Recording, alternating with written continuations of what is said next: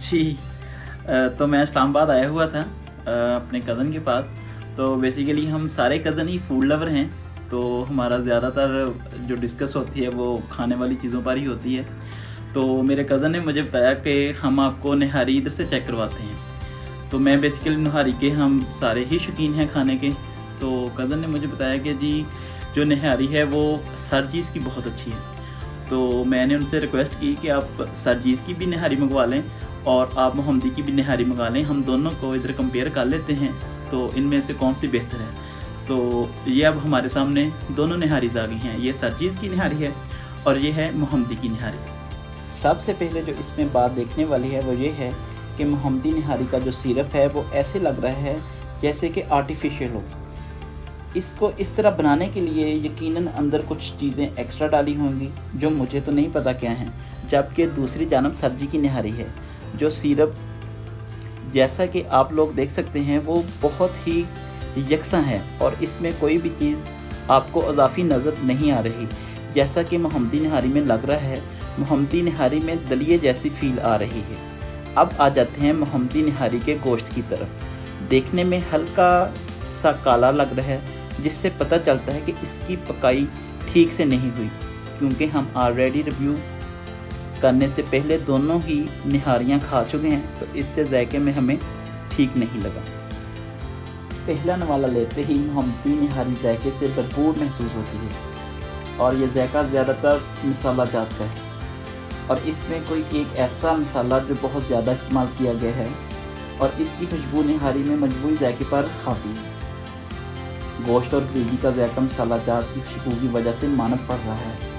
Gravy या syrup अपना जायका महसूस नहीं होता और जहाँ तक गोश्त का तल्लक है वो भी अच्छा गला हुआ है, लेकिन अच्छी क्वालिटी का नहीं है, लेकिन फिर भी खाने में ठीक है। तो अब आते हैं सब्जी की निहारी के जायके की तरफ। सब्जी की निहारी का पहला नवाला लेते ही आपको एहसास होता है कि इसमें मसाला जात की मकदार नहायत ही मुनासिब है, लेकिन ग्रेवी में खुशबूदार और जायका रचा बसा है। गोश्त का जायका बाकी तमाम जायकों पर हावी है और ये पाकिस्तान में मिलने वाली किसी भी निहारी से मुनफरिद है।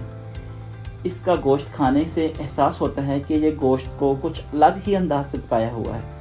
मजमूई तौर पर यह निहारी बहुत ही लाइट है और खाते वक्त आपको महसूस होता है कि आप वाकई ही कोई उम्दा पकी हुई चीज़ खा रहे हैं। यहाँ मैं एक बात और आपको बताता चलूँ जो बहुत ज़रूरी है, वो ये है किसी भी खाने का आफ्टर टेस्ट, कि आपने खाना तो खा लिया लेकिन खाने के बाद आपको फीलिंग कैसी आती है। इसको खाने के बाद आपको कोई ब्लोटिंग महसूस नहीं होती और ना ही सीने में जलन महसूस होती है। मैं निहारी का बहुत ही ज़्यादा शौकीन हूँ और ज़ाहिर बात है कि हर फूड लवर ही निहारी का शौकीन तो होगा।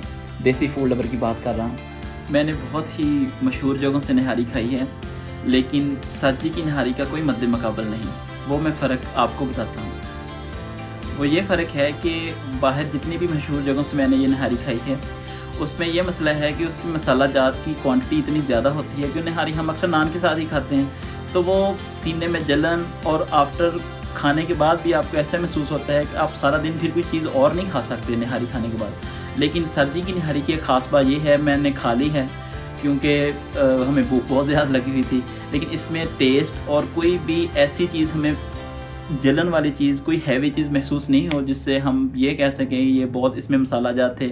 हर चीज़ का एक अपना ही टेस्ट था और वो बिल्कुल मुनफरिद टेस्ट था जो मेरा ख्याल कि मैंने जो आज तक पाकिस्तान से नहीं खाया।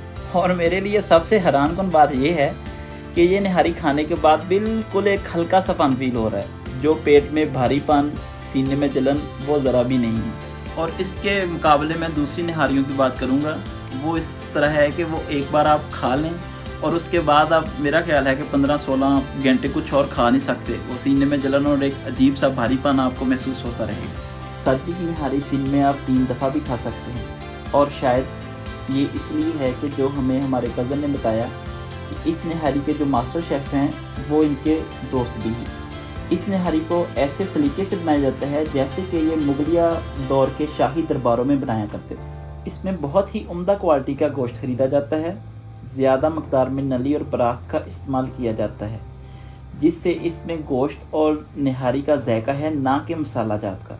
तो मैं अपने जितने भी देसी फूड लवर्स दोस्त हैं उनको रिकमेंड करूँगा कि सरजीज़ की निहारी एक बार ज़रूर चेक करें, क्योंकि ये मेरा ख्याल है बनाई ही देसी फूड लवर के लिए है, क्योंकि सरजी की निहारी और बाकी निहारियों में बहुत ही फ़र्क है। तो जिन्होंने इसको बनाया है वो भी इंतहाई फूड लवर हैं और इसका टेस्ट आपको एक बार ज़रूर चेक करना चाहिए। मैं ये अपने तमाम दोस्तों को रिकमेंड करूँगा।